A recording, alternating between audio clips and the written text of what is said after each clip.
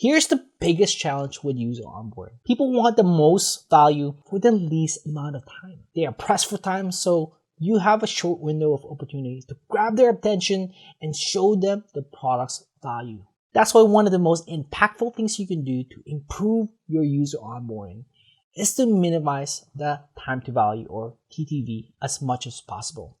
This is the amount of time that it takes a new customer to realize the value from a product. In another video, I showed the framework I use to reduce a product's time to value, the straight line onboarding. It's important to note here that the goal is not to have the shortest possible time to value, but the minimum amount of time for people to experience the product value so they continue going and using it forward. This nuance is incredibly important. Some friction is actually really good to successfully onboard new users. Hey, it's Ramli John, Managing Director of ProductLed, and in this video, I'm going to share with you 3 types of friction that might be good for your user onboarding. A common misconception about improving onboarding is that you have to remove all friction from it as much as possible. Yes, you should remove or delay any steps in your onboarding flow that doesn't contribute to helping users experience the product's value. Friction steps such as extra fields, email verification steps, and unnecessary pop-up notification should be removed if you're looking to minimize your time to value.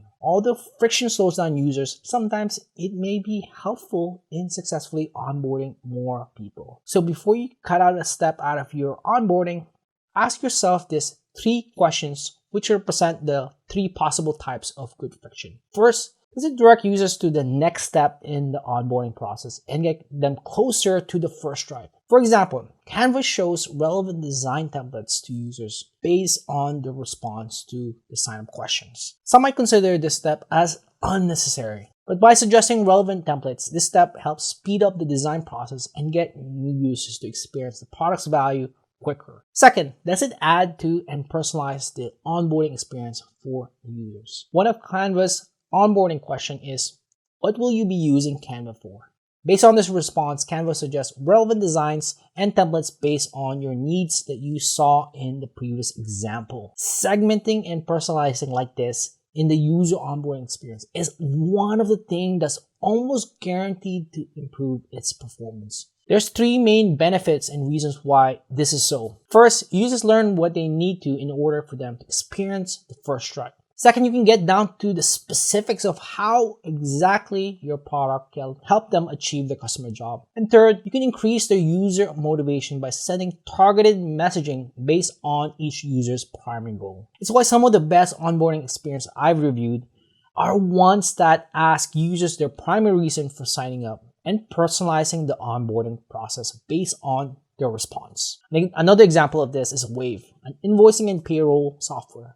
During the onboarding, it asks, hey Ramli, what would you like to do in Wave? Choose a starting point. And you're presented with 4 options. Send professional invoices. Second is manage your accounting. Third, run effortless payroll. And fourth is not sure yet. And based on the response here, Wave customizes the rest of the onboarding experience from the emails, in-app messages, and product tours. The third question is, does it delight users and get them excited about the product? This is what Wave does during the onboarding process. It asks for a logo. Once they have it, they automatically identify the brand colors and update the invoice template to match your branding. Some might think that this step is unnecessary and should be removed. But after doing customer interviews, the Wave team found that this step got user excited about Wave. This is what Vivek, Director of Growth at Wave, said. During customer interviews, the customer we talked to saw what their invoice would look like with the Wave. They would say, wow, this is great. This looks professional and it's beautiful. That gave them a lot of confidence that the product is good. Wave is something that they can trust. This is the IKEA effect in action. It's a cognitive bias in which consumers place a disproportionately high value on products they partially created or customized. The name refers to the furniture retailer IKEA, which sells items that require assembly.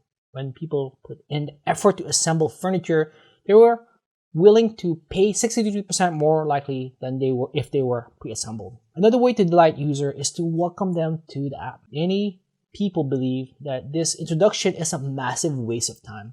But if you create a common bond, build a connection, and relate to a shared mission, can be an enormous boost of motivation for new users.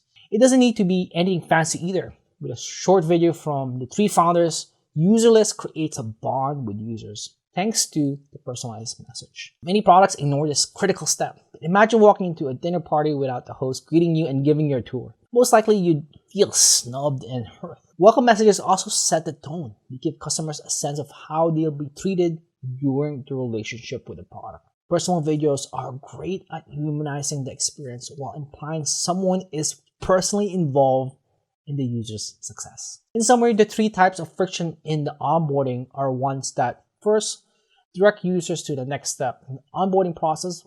Second, adds to and personalizes the user onboarding experience.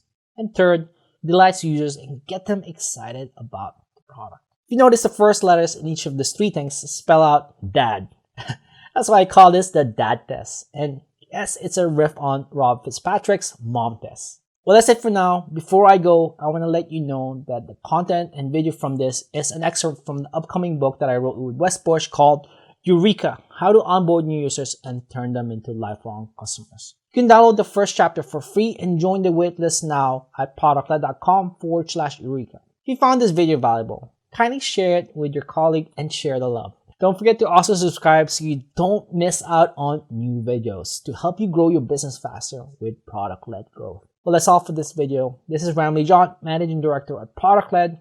Happy growing and see you in the next video. Bye.